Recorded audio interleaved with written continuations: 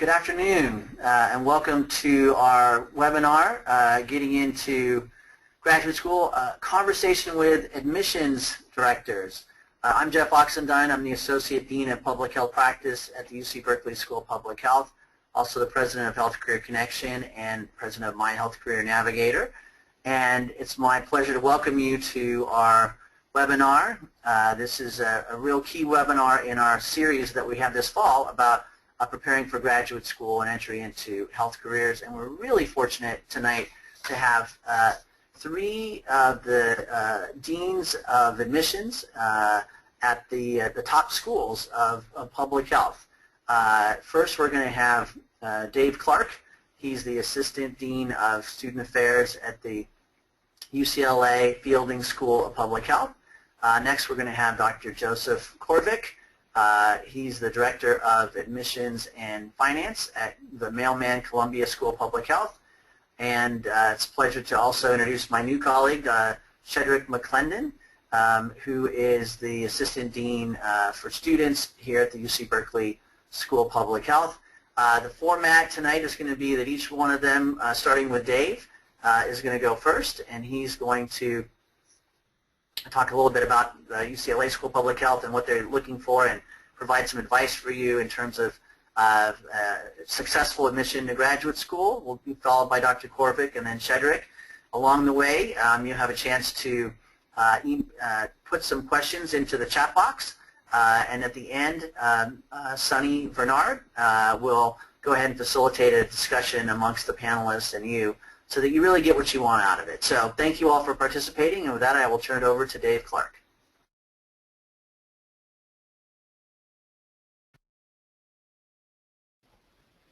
Thank you, Jeff, and thanks to all the students who are participating today to take time out to listen to us. I'm here to talk about the Fielding School of Public Health at UCLA. We are located on the Westwood campus. We're on the main campus of the University of UCLA. We have about 47,000 students on the main campus, but in our school we have about 625 students. So we're kind of a mid-sized school of public health. What's probably most important is the student-to-faculty ratio is 9:1. So we really feel like we're a small private school tucked within this major research university. We do have the 5 major departments of public health: biostatistics, health policy management, environmental health sciences, and epidemiology. And our last one is community health sciences, and a lot of other schools will call that social behavioral health or something like that. We have 10 joint degree programs. So if you're kind of sitting on the fence and you don't quite know where you want to land, you can do an MPH with other degrees such as medicine, law, business, public policy, urban planning, Asian American studies, African studies, Islamic studies, and I'm missing a couple, but there's 10 of them total. Then we also have 14 research centers because UCLA is a Research 1 institution, highly ranked in the world. A lot of our work is based on cutting-edge, innovative research that we then put into practice and take out into the field of public health. It is very important to Dr. Fielding and to the school itself that we really impact our communities that we work with. We don't want to be the big brother, your big sister that goes in and tells them what to do, but we really want to get in on the ground floor, learn from them, figure out what they need, and give them the tools so that when we slip out and we finish our projects, they can sustain and go on and help their own communities and really impact themselves in public health. We do offer the 4 different kinds of degrees in all of those departments that I talked about. We have the MPH, the Masters of Public Health, which is 2 years, and it requires a 400-hour field work, typically done the summer between. We have the MS program, which is a research degree, the PhD, which is a research degree, usually taking 5 to 7 years. And we also have the DRPH, which is the Professional Leadership Doctorate degree in Public Health. That usually takes somewhere between 3 to 4 years. Our admissions process, we do use SOPHAS, the Schools of Public Health Application System. It's the common app for Schools of Public Health, those who have joined it. So you submit all of your materials onto the SOPHAS system. By December 1st is our deadline is our we call it a due date, because you can apply afterwards, but there's smaller chances for acceptance and also financial aid. But what you really want to do is put forth all of your materials and put it into SOFAs. And I would suggest to you to really think about your application as a whole package, and to really think strategically about every single thing you put in that packet.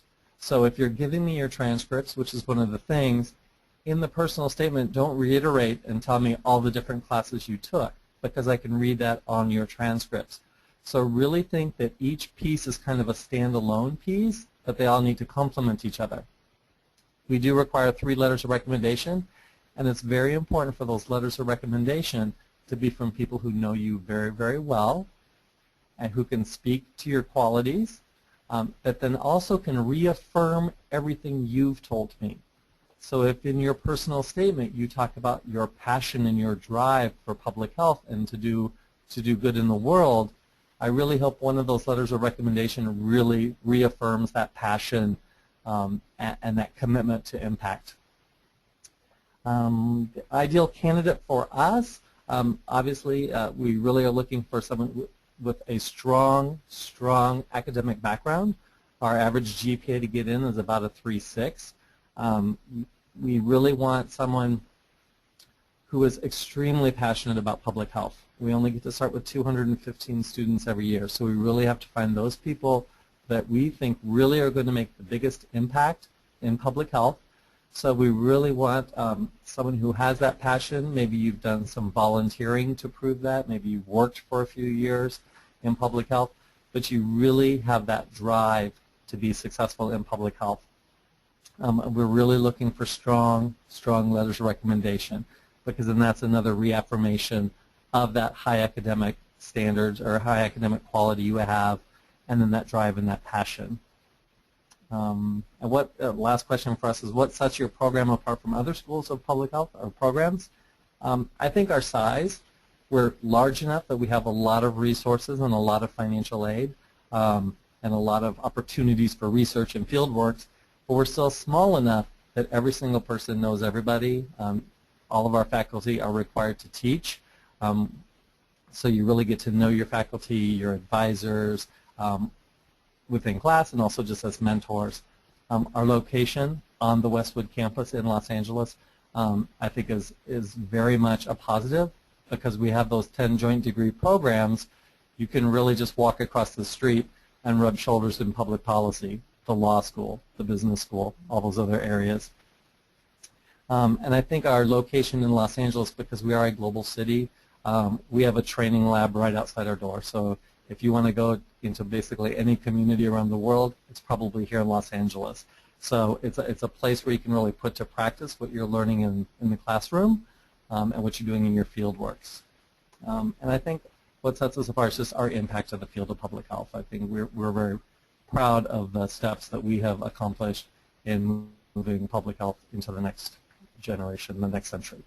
So with that, I think I'm going to stop just because I want to give lots of time for questions, because I know you probably have a lot. So I'll turn it back over to Sunny, and I'll answer questions at the end. Thank you. All right. One question that I have for you is, how important is that a student know exactly what they want to do when they apply? For us, yeah. For UCLA, you have to pick a department to apply to. So we really want you to kind of have a very much a general basis. You either want to do management, policy, or you want to do epidemiology or something. So you really kind of have to know a little bit about the area that you'd like to work in. Now, let's pretend you say, yes, I want to do something in epi. You don't really need to know, do I want to do infectious disease, chronic disease, or social. That can be a little bit more up in the air. But you do need to have the department nailed down. Now, that doesn't mean if you know exactly what you want to do and you're very passionate about that, please tell us, because that's okay. But I don't want you to make up something that you'd like us to hear if you're really not truly committed to which part of epidemiology you'd like to explore. Another question I have for you is, what are some common mistakes applicants make in their statement of purpose?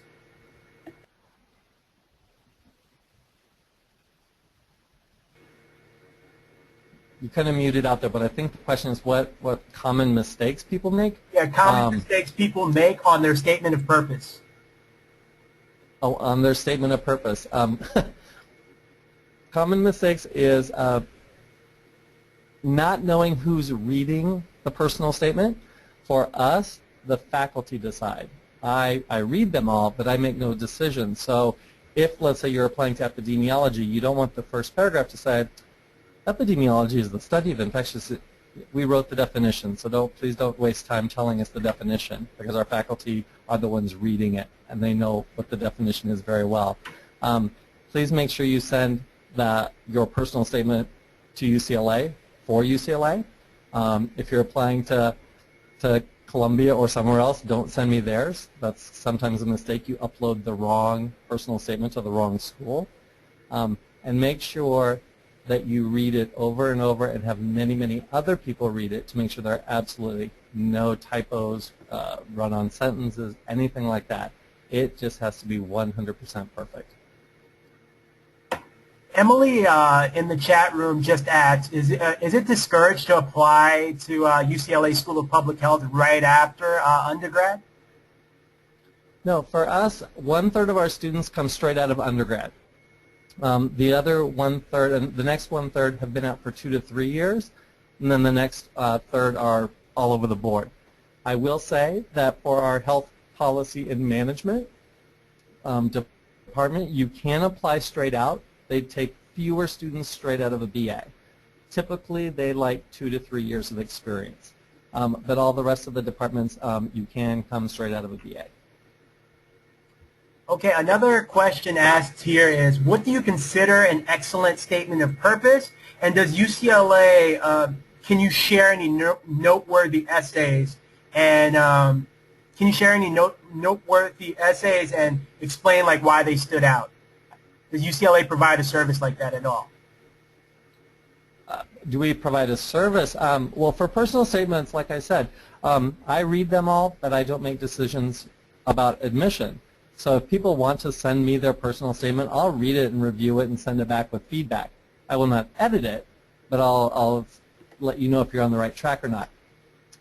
Outstanding personal statements really bring you to life. A faculty member once told me he knows a good personal statement when he sets it down and he's smiling, because that means he knows who you are. We've read the transcripts, we've read the letters, we read all this, but this is you coming to life and you fleshing yourself for the committee. We do not do personal interviews, so everything is based on paper. So this really has to strike at who you are, the path that you've taken, any hurdles that maybe you've gone through, what has driven you to come to public health, and what has driven you to be knocking at our doorsteps, knocking at our door, wanting to study with us. And what is your passion? Where are you going to take this? So I can't really share a personal statement that stands out, because it's all so dependent on you, because we want you to come to life for us. So just as varied as our 215 students are, our personal statements are wide and varied as well. Okay, great answer. I've got the million-dollar question here. How important are test scores? And if a student does average on a test but has years of experience, is the applicant viewed any differently? I assume we're talking the GRE test scores? Yeah, yes, the GRE test score. Okay, and we're recording this, right? Yes. Okay. Recording. We do a holistic review of the application. So every single thing you put forward to us, we will read and we will take into consideration. Now, there are no set parameters for what faculty weigh each portion. So let's say for community health sciences, they're not that concerned with GRE scores.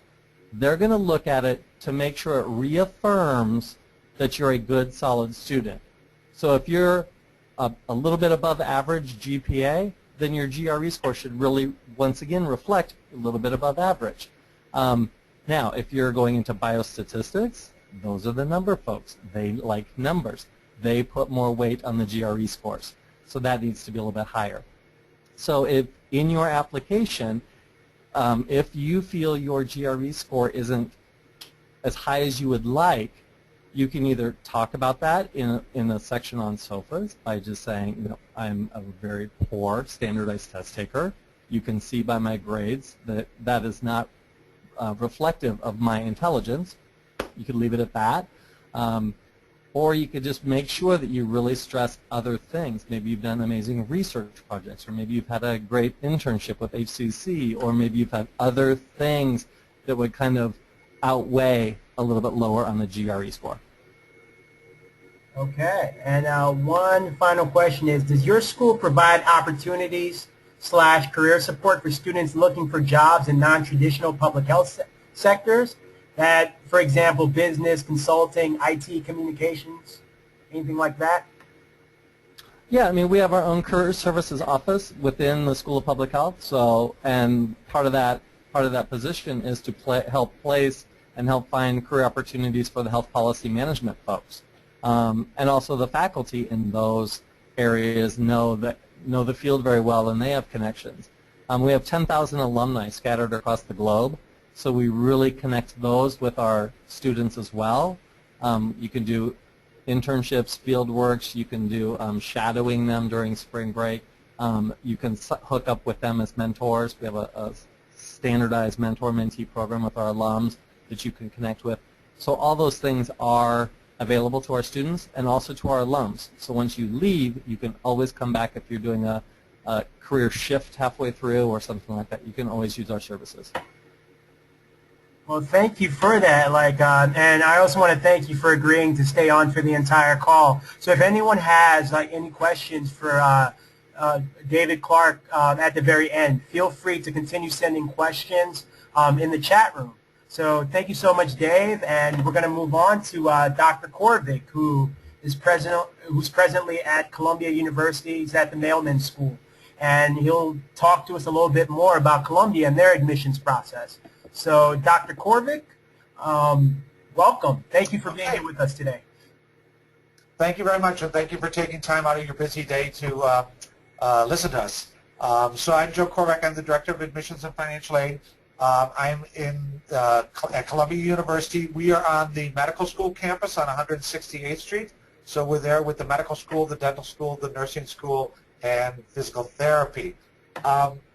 In terms of our programs, we are a pretty large school. We're about 1,300 students. We have our largest program is our MPH program, which is a 2-year program that also offers a certificate option. We have a 1-year MPH program for those people with advanced degrees, PhDs, MDs, JDs, or a master's degree plus 5 years work experience.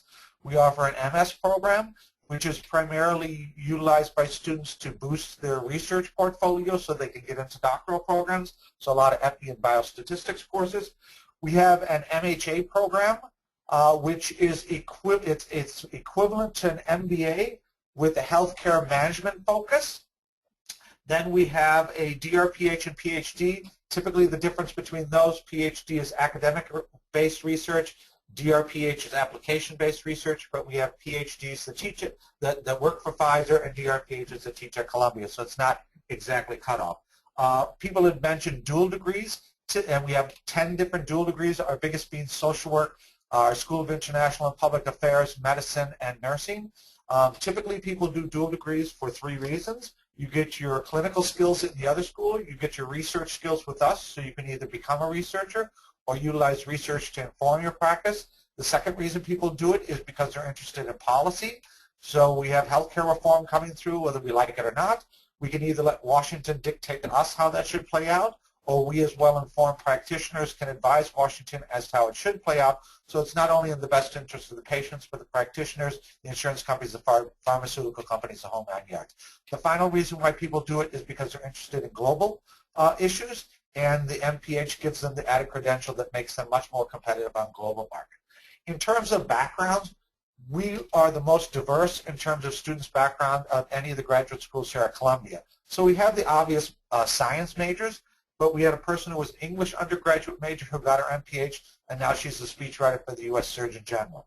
We have veterinarians who want to do research on what we feed our livestock and how that then plays back out into the general population to either make us healthier or sick. We have a person who worked for NOAA, National Ocean and Aeronautics Association. Her job was to send satellites into space to count the number of whales in the ocean. What she wanted to do was come here to focus on environmental policy to see if she could make a bigger impact on protecting the whales.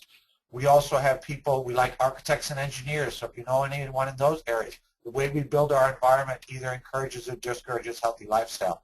And then we have finally the unique individuals who are impatient and don't want to wait for the healthcare system to catch up. So we had a person who was a first-generation Vietnamese immigrant. Her parents did not speak English, so she had to help them navigate through the healthcare system. She wanted to come to Columbia so she could find out how to set up a nonprofit, how to manage a nonprofit, and then most importantly, how to write grants to fund a nonprofit. Then she went back into her community, set up a nonprofit specifically to deal with first-generation Vietnamese immigrants. So we're really all over the board. In terms of admissions, the most important part of our admissions is your personal statement. The personal statement sets the tone for the entire rest of your application. And as David mentioned, you really need to have thought through the process. So even if you change your mind, and we hope that after you come through our program that you will have some deeper insights that might lead you down different paths or provide you with different areas to pursue, but you have to get into the school first. So you have to have a clear focus even if you decide to change your mind later on.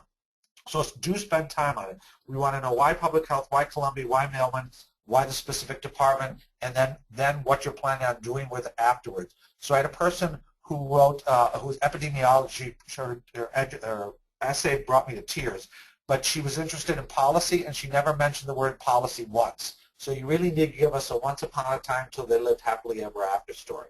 We don't like to see generic statements. So things like, I want to change the world. That's too generic. What's wrong with the world and what do you want to do about it? The more you can personalize it to either your own situation, your family situation, or your community situation, the more impact that's going to have. You need to show us a story, not tell us, okay? So, and also don't repeat things that are already in another part of your application. So don't go through something that's on your resume and tell us all the details of a research activity that you did during the summer. Mention the research thing, tell us what the impact or motivation of that was, and then move on, okay? In terms of ideal candidates, so personal statement is the most important. Letters of recommendation, a couple of ideas with that. Never force a letter of recommendation. It will either be mediocre or come back to hurt you. Typically, we like 2 academic, 1 professional, but once again, if you've been out in the workforce a little longer, try not to force it. Have a conversation with your recommenders or minimally send them a copy of your personal statement and your resume so they have some idea of how to focus their recommendation. Folks had mentioned about the test scores. When in doubt, take the GREs, but we will take the GMATs, the LSATs, the dental admissions tests, and the MCATs. People ask me about cutoff points, and as Dave mentioned, we take a holistic approach, but if people are pushing me on it, typically we're looking for a minimum of 50th percentile or higher on each section. If your quant is below 50th percentile, we need to see a college algebra or calculus course B+ or higher. If your analytical writing is below 50th percentile, we need to see an English comp or a heavy-duty writing course B+ or higher. I would also recommend that if you're not a good test taker, have one of your recommenders type in those skill sets as well. On your resume, focus on skill sets, not job responsibilities. So there's almost nothing that you could have done that if you break it down to skill sets, you can relate to public health. So I'll give you an example. We had a person who worked on Madison Avenue. Her job was to write the jingles for all the products and stuff that you have. And so what she did was she said, how do I make a connection between marketing and public health? I said, don't think of yourself as a marketer, think of the skill sets. So I said, every year, millions, if not billions of dollars are spent on public health initiatives, and in many cases, they're a waste of time and a waste of money. One of the reasons could be the wrong message to the wrong audience at the wrong time. Marketing skills, public health. So think about it more broad-based. But research experience can be paid or voluntary, and it doesn't necessarily have to be consecutive, with the exception of global requires 1 year, international, population and family health requires 2 years post-bachelor's degree, full-time paid work experience. And then finally, what sets us apart are we have revised our curriculum. This is now the 3rd year that we in it. So in most curriculums, you're going to have siloed courses, a course in biostatistics, a course in epidemiology, and so on. And what we've done is we've integrated our core course so everything builds on one another. So our dean says that our core is not for the faint of heart, and our students say that it's probably the most rigorous academic experience they've ever been in, but it really prepares them for everything else that comes later on.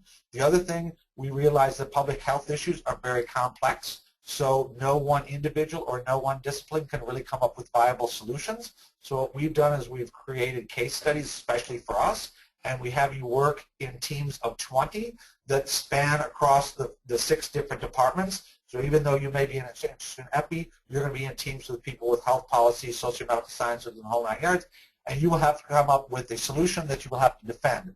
One of the issues they talk about was the big gulp issue. So former Mayor Bloomberg's attempt to try to reduce the soda size.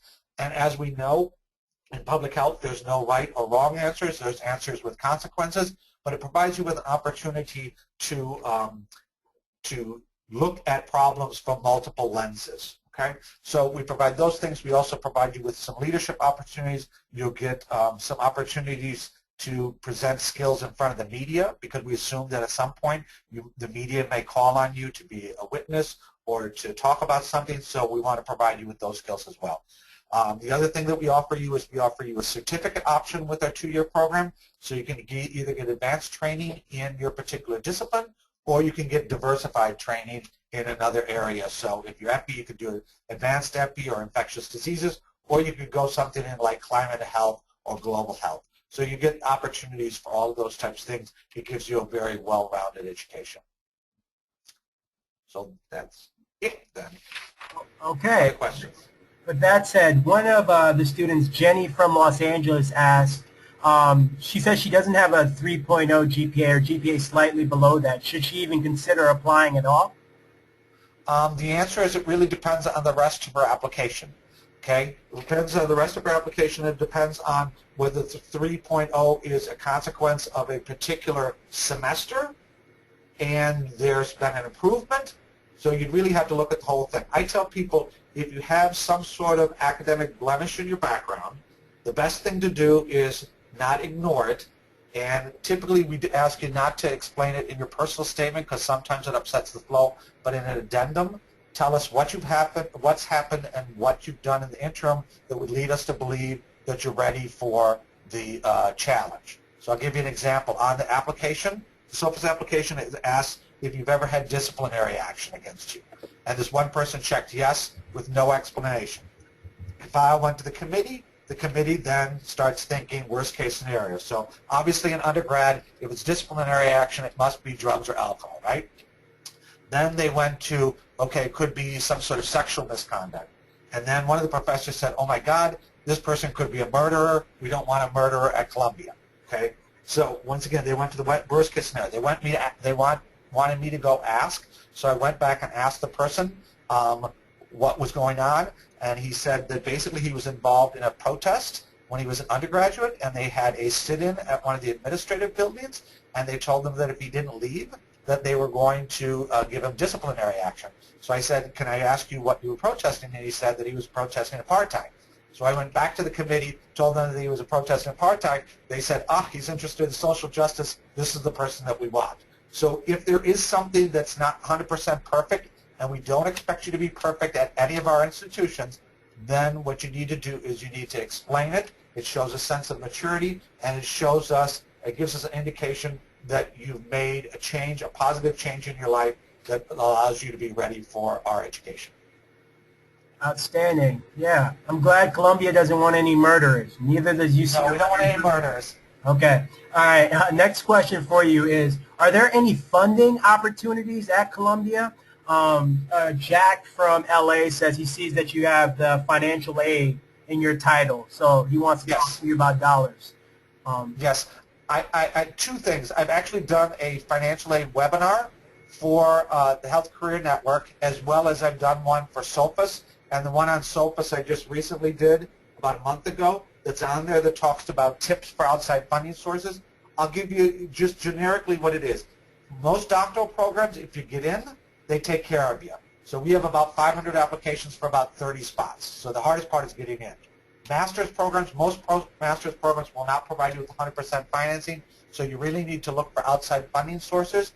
What I've done is I'm part of the SOFIS Advisory Council, and this summer we had a grad assistant collect the outside funding source links from all the schools of public health, and they went through and created a comprehensive list. So if you look on the SOPHAS site at sophas.org, there is, I believe, about 150 different outside funding sources. So there's a lot of outside stuff. The key with outside funding sources is, so our deadline date is December 1st. The mistake people make is they wait until after they're accepted to the school to figure out how they're going to finance it, and that's wrong. A lot of the outside funding sources, their deadline dates are September, October, November. Our deadline date for admissions is not until December. So if you wait until after you've been accepted to start looking for funding sources, you've already missed out on a year of opportunity. So you need to do those things. And then the other trick is tell your friends, family, relatives, enemies that you're interested in coming to one of our schools. Let them help you out. I'll give you a quick example. My niece wanted to go to medical school. The parents said, you're an adult, figure it out yourself. So she told her friends, family, and relatives. About a month later, one of her friends told her about a Kiwanis Club scholarship. She was one of 3 people that applied. So if you know anything about stats, those are darn good odds for a scholarship. And she just finished up Tulane Medical School on a Kiwanis Club scholarship that one of her friends told her about. Wow. Okay. Thank you so much for those resources. And for everybody on the line, I'll get Dr. Korevec's links to some of those resource sites, and I'll send an email out to everyone so you can access those. Another question for you is from Dave from New Orleans, and he's asking, do students typically have work experience before coming into Columbia? Is it similar like UCLA where you can just come in undergrad for the master's program, or what's the situation there? What's that like? Sure. Well, Dave from New Orleans, I expect to see you at APHA this year. We have a free day on Wednesday, so you can come and ask any more questions that you might have between now and then. In terms of work experience, it's the same as David mentioned. There's certain programs that require work experience. So Global requires 1 year of international. PopFam requires 2 years full-time paid work experience. Most of our programs do not. But work experience, like I said, can be paid or voluntary. So we had a person who, undergrad, on the weekends and during breaks, worked for the suicide prevention hotline. That counts as work experience. If you're the head of the pre-health group, that counts as experience. If you've done any research work, whether it be lab-based or field-based, that counts as work experience. So there's a lot of variety of types of things. Most of our programs do not require work experience, but if you have it, it does make you more competitive. Okay, Dr. Korevec, we have a couple of questions for you, but we're going to stick to the schedule and put Shederick next, but at the very end, I'll present the questions to you. If that's okay. No problem. All right. Next up, we're going to invite Shederick McClendon, who just recently showed up to the UC Berkeley School of Public Health. He's been at the School of Public Health for about 2 months now, and he's the Assistant Dean for Student Services. So let's thank Shederick for being on the call with us today. Thank you, Sonny, and thank you for those of you who are on the call. I'm excited to talk about UC Berkeley School of Public Health, and hopefully I'll meet some of you at some point and or talk to you over email or over the phone. So like my other colleagues, we have a pretty large campus here in Berkeley in the Bay Area. But the public health school is on the west part of campus, and it's pretty small. And if you look at the other schools in comparison, we have about 450 or so graduate students, and these are across 10 programs, and about 400 undergraduates who are majoring in public health right now in the school. Our school is, I think, in some ways unique because we're not on a medical school campus. So that in some ways sort of shapes our curriculum and shapes the way we think about public health, although we are connected in some ways to the medical school campus in San Francisco, UCSF. Our school's core mission really is to educate and develop diverse and innovative leaders in public health, folks who want to go on to become change agents and really impact their local communities or impact health nationally and even globally. We have 5 joint programs, very similar to my colleagues, and so many of our students are in concurrent degree programs here. And we also have an online program. And so it's a 2-year, 4-month program. So many folks are also involved in our online degree program. We also have the MPH, the MS, the PhD, and the RPH program, and we have many students in all those categories, and some of them also get certificates in specialty areas. So there are ways to sort of have one main focus, but also specialize in other areas that you might be interested in. We also have a deadline of December 1, like my other colleagues. So you want to make sure you get your app in early. You start early working on those letters and getting all your statements done. To apply to UC Berkeley, you have to submit 2 applications. So one to SOFAS that you are probably familiar with, but also one to our graduate division here on campus. And so you will submit 2 separate applications. It's very important that you get your 3 letters in and that you work with your folks, either your academic mentors or former employer way in advance, so they kind of get a sense of what you're hoping to do, so that they send their letters in on time. We require 2 statements from applicants. One is sort of your personal history statement, where you sort of outline your own sort of story, your journey, academic and personal, and then sort of your statement of purpose. Why Berkeley? Why now? Why EPI? Why biostats?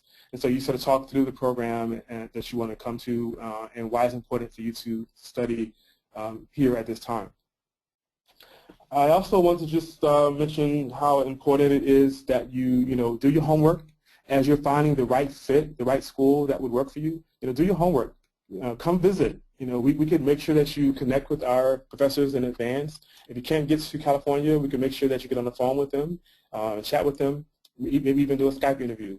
So make sure you kind of reach out and learn about the culture, the climate at the various campuses that you're interested in, so that when you apply and make your decision, it's really an informed decision, and you feel good about the fit that you have there for whatever reason you make that decision. Also, think about when you write your statements and you prepare your various statements, make sure you are strategic and you're efficient with your words. Don't go on and on and on. Don't ramble. Make sure that you think through and you prepare a concise statement, so that when folks are reading your story, they are really getting the essence of what you're trying to communicate, and they're not sort of wondering why you took 3 paragraphs to say something that you could have said in 1 paragraph. When you get on the phone with faculty, when you connect with faculty, make sure you do homework about them, do research about who they are, so that you can have a thoughtful, informative conversation. Send them your resume when you reach out to them, so they kind of get a sense of who you are, so that when they're responding to you, they get the connection that you're trying to make. A few things that I think are unique about Berkeley, we take diversity really seriously here. We take equity and inclusion really seriously. So we have our own Office of Diversity Services. We have staff here who are on the road working to recruit students of color and students who are of diverse backgrounds. And we also make sure that when students get here, they feel connected. So our staff are very accessible. We have graduate students who are available to mentor students. And so we take that very seriously. We think it's a great approach to help students through their programs. We also make sure that students find great field placements. We take that very seriously, so students aren't on their own trying to find their field placement. So we make sure they're connected right away with our center, and we make sure that students are able to find hopefully paid internships in the summer, but they get help with that. We also have a great career services department, and so we help students as they're finishing identify that great job and help find the right match for them as they're wrapping up their coursework. I think I'll stop there, Sonny, but I'm open to answer questions, and I look forward to meeting folks, talking to folks as they think about coming to Berkeley. Okay. Jenny from the Bronx asks, is there any funding opportunities at Berkeley, graduate research positions or anything like that that they could take advantage to defray some of the cost of school? Yes, there are. It depends on what you're studying, what department you apply to, but many of our faculty have training grants, and so they're looking for research assistants or teaching assistants, and so there's definitely an option for folks. And yes, we do have scholarships and fellowships available for students who get accepted. Okay, another question for you. Does the GPA play the biggest role in the overall decision on whether someone gets admitted, or are you guys similar to Columbia a little bit and take a holistic approach? Yeah, I would say we're similar to Columbia. We take a holistic approach. We look at the full story, the full package. You know, we want to know your experience, where you're coming from, why public health, and so it's not just the GPA. I mean, it is important that, you know, the students have done well. We look at the last 2 years of the transcript, the final 2 years, and typically students do have a 3.0 or above, but it's not the primary and the sole indicator. Okay. Question comes from, it's Diana. She asks, what's the school's approach to dealing with undocumented students? Have any undocumented students ever applied to Berkeley School of Public Health, any of their programs? Yes. That's something here at Berkeley that we take very seriously. We have a department dedicated just to students who come through undergrad and graduate programs. And so the answer is yes, we are open to it, and yes, there are ways to make that happen, and yes, we do have students who have applied to our programs. Okay, another question from Ashley out in Georgia. She asks, are there any chances for students to actually really connect with professors? She says she's gone through the website and she sees some professors that she's thinking about reaching out to, but she's not certain. Does Berkeley give opportunities for students to work with professors on projects? The answer to that is definitely yes. We definitely have students who are working with professors on projects, research projects. They're part of their grant, and so I would say to Ashley, you should definitely reach out to faculty in advance, perhaps, to find out more about their research, more about the classes they teach. Faculty here are very open, very accessible, very approachable. Sometimes it's better to go through the department manager, who's also listed on the website, to get something scheduled. But some professors will reply to you right away if you reach out. So it kind of goes both ways. But I definitely encourage you, Ashley, to reach out. And yes, you can connect with faculty when you're here on research projects. Okay, next question. We have Hannah here, and she asks, is it realistic to work full-time while going through one of the graduate programs at Berkeley? I have to say no. Most of our students don't work full-time. It's a pretty intense year if you're in a one-year program, or 2 years if you're in a 2-year master's program, or in a doctoral program. It's pretty intense. I mean, there are classes all throughout the day. There are seminars, colloquia, and so our students are all full-time engaged here, and it's pretty intense. So it's not often realistic that you can have a full-time job and be a full-time graduate student. The one program that might work for someone working full-time is our online program. And that program typically attracts the working professional who lives anywhere in the country, has a family or not, but that's an option for folks who work full-time. Okay. We have Diana who asks, who do we talk to about setting up Skype interviews with professors that we're interested in talking to? Sure. So, I would start with the professor. Email the professor, attach your resume or your CV, express an interest, and if they don't respond right away, typically on our website, on the admissions tab, you will see that we have student advisors there who work with students and applicants. And so you can reach out to that student advisor who works with the faculty very closely, and they can help you set up that Skype interview, a Skype meeting, or phone meeting with a faculty member. If you don't get any success there, then reach out to my office, reach out to me. We as Student Services and Admissions can also be helpful as well. Okay, we have Victoria from the Bronx who asks, what is the reach of the Career Services team in terms of connecting with students that seek opportunities outside of the West Coast? She's a New Yorker. She wants to know can Career Services help you out on the East Coast, land internships there? Oh, Definitely, definitely. The reach is national. The reach is also global. We have folks basically who are coming to us to say we want your students, and they reach out from all over, from East Coast, Midwest, internationally, to say we have opportunities that we would love to connect your students with.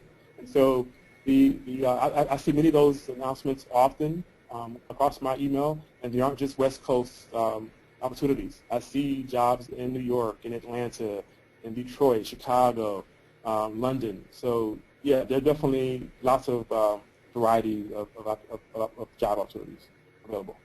Okay, we have Michaela from the Bay Area. She says, I've been told previously that undergraduate research experience is very important for applying to graduate school. Can relevant work experience / internships be a substitute for that? You know, Michaela, it depends. I think the short answer is yes. It definitely depends on the program that you're applying to. But yes, I think it can be a substitute if you package it appropriately in your statement, and if it's a program where faculty are looking for someone with those type skills and those experiences. So the answer is possibly yes. Go for it. All right. And last question before we open up the floor to everyone. We've got Thomas Webb here who asks, can you talk a little bit about the application process for an MPH MBA dual degree at Berkeley? Yes, I think it says MPH MBA. If so, yeah. Yes, you would apply to the MBA school, which is the Haas School of Business here. So you would not apply through SOFAs like someone who was applying only for an MPH. You would not go through SOFAs. You would actually apply through the Haas School, and you would designate the dual degree MBA MPH, and then you would get a decision on both. Okay, outstanding. Thank you so much. We're going to open up the floor to everyone now. Dr. Korevec, we have a couple of questions for you if you want to, if you're on the line and ready to go. Okay. Okay, cool. The first question for you is, how does Columbia handle undocumented students applying to the school? Sure. We have a number of students that fit that category as well. I would say the more difficult aspect is the financial aid for those individuals. So I would say getting into the school is not a difficult issue. It's providing the resources in order to finance it is the more crucial issue for us. Okay. Question. And I want to add one thing because a number of people asked about career services on either coast. Our career office actually has reciprocity with Berkeley and UCLA, so regardless of which of the schools you go to, you can get help from both career services offices depending on which part of the country you're in. So our students can utilize Berkeley and UCLA's career service. Their students can utilize ours if they need help on this coast. Okay, outstanding. We have Victoria, who's a New Yorker. She asks, Dr. Korevec, would you be willing to quickly review our admissions essays and provide feedback? Absolutely. I tell people two things. Do not send it to me the day before it's due, and be ready for criticism. I'm very honest with people. I don't know if folks have ever had this experience, but in my undergraduate, I got a paper back and I got a B+ with no comments. And I went to the professor and I said, what did I do wrong? And he said, you didn't do anything wrong. It was good paper. I said, but I want to get an A. I need to know what I need to do to get an A. So I'm very good about putting comments on because other folks have helped me through, especially when I was in my doctoral program with my dissertation, by providing me with honest, good feedback. So not the day before it's due, and be ready for criticism because I will be very honest with folks. All right. Same question for Dave Clark at UCLA.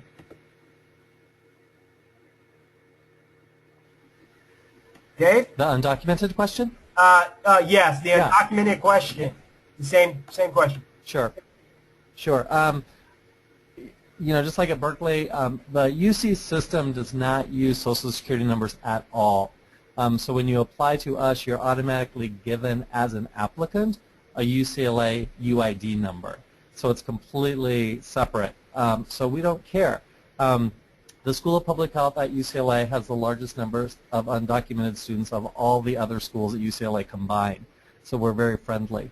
And like Columbia said, It's the financial part. That's the hardest part. But our dean is very aware of that, and we have special scholarships specifically for undocumented students because they can't. Their options are somewhat limited, so we help with that. Okay. Would the question for you: would those students be able to qualify for graduate student researcher or graduate student instructor position at all? Yes. Yeah. For us, they can do that. They have GSRs, graduate student researcher positions, and they can also be TAs for the university. Okay. Outstanding. All right, next question for you, Dave, is that if a student comes into the School of Public Health, could they apply to another program, or do they have to do the dual degree from the outset? For the joint degree programs, you can apply separately. So you can start the MPH with us, and then let's say you want to do social welfare. You would apply during the very first fall when you're with us, because their deadlines are December 1st, and then you would start the joint program during your second year of your MPH, so you can add it on later. If you come to us, kind of a separate question is if you come to us and say you select epidemiology, but then you realize, wow, I really want health policy and management, you can do that. It's a little trickier because of the way the courses are laid out. So the joint degree you can always add later. If you want to switch your department within the School of Public Health, it's a little trickier. Okay, another question for you, Dave, at UCLA is the graduate program on the quarter system or is it on a semester system? No, we're on the quarter. So we have 3 quarters during a traditional academic year, and then we have a summer program. But usually our students do not take summer school. So yeah, it's the 3 quarters. It's a 10-week long. So during week 3, you have midterms. Okay, thank you so much for that. I'm going to turn it back to Shederick. We have a couple of Berkeley questions. So, Shederick, when you're ready. Okay, I'm here. I'm ready. Okay, cool. And Hannah asks, at UC Berkeley, are there part-time options for students pursuing an MPH or even a dual degree program? The answer to that would be no. All of our students are full-time students in both MPH and the dual degree program. Okay. We have Darla Bang here who asks, what kind of experiences does the school look for in the Health Policy and Management Program, HPM? What kind of experiences? Yeah, I'm going to go with work experience. What kind of work experience? Because she wasn't real clear. Gotcha. So someone who's worked in the healthcare industry, the private industry, in the business sector, who's coming from a policy arena, those are the kinds of things that make someone attractive and competitive for our HPM program. Okay. All right.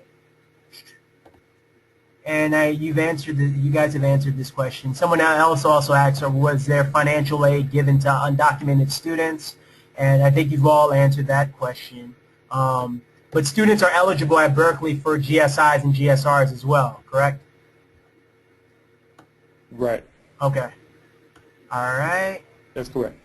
All right, and we have one last question. It's for Columbia because we got to wrap things up. We're going to be done, the webinar ends in 5 minutes. So I'm going to turn it to Dr. Korevec for the last question. Okay. Yes. All right, here we go. For Columbia, are there a lot of options outside of New York? You mentioned the partnership that you have with Berkeley. Do most students do their internships in New York, or do they venture out to different parts of the United States? Our internships are all over the place. So we have a number of them that do it in New York City to take advantage of. I mean, in New York City is a great, like Los Angeles, a great public health laboratory. So there's a lot of opportunities right here in New York City.